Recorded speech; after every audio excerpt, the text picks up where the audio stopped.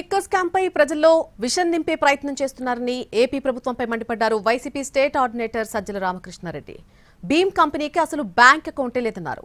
తన కుమారుడిపై వస్తున్న ఆరోపణల్లో వాస్తవం లేదన్నారు సజ్జల. ఈరోజు నీకు చంద్రబాబు నాయుడు గారికి అక్కడ స్కామ్ అనేది దొరకట్లా లేదు.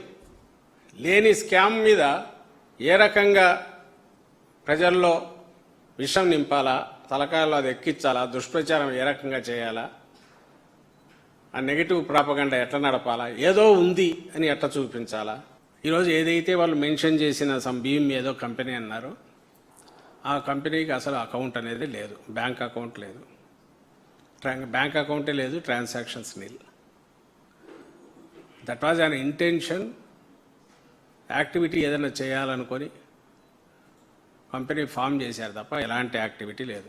అకౌంట్ లేని దాని ద్వారా కంపెనీ ద్వారా ఎట్లా లిక్కర్ స్కామ్ అనబడే వీళ్ళంటున్న స్కామ్ అంటూ ఉంటే దాంట్లో నుంచి ఎటు రూట్ త్రూ చేస్తారనేది అది సింపుల్ లాజిక్. అది లిక్కర్ దాంట్లో స్కామ్ ఉంటే ఎక్కడ ఉంటుంది?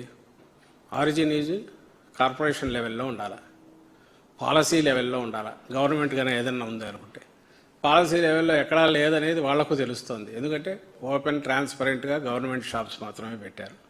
ప్రైవేట్ వాళ్ళకి ఎక్కడా బెనిఫిట్ చేయలే, ఇప్పుడు చేస్తున్నట్టు. సిండికేట్లకు ఎక్కడా బెనిఫిట్ చేయలే, డిస్టిలరీలకు బెనిఫిట్ చేయలే. కొన్ని వాల్యూమ్స్ పెంచి డిస్టిలరీలకు బెనిఫిట్ చేయలే, రేట్లు తగ్గించో లేదా ఇంకేదైనా చేసి బయట నుంచి వచ్చే లిక్కర్ని అలౌ చేసో అది చేయలేదు, రెవెన్యూ తగ్గలేదు.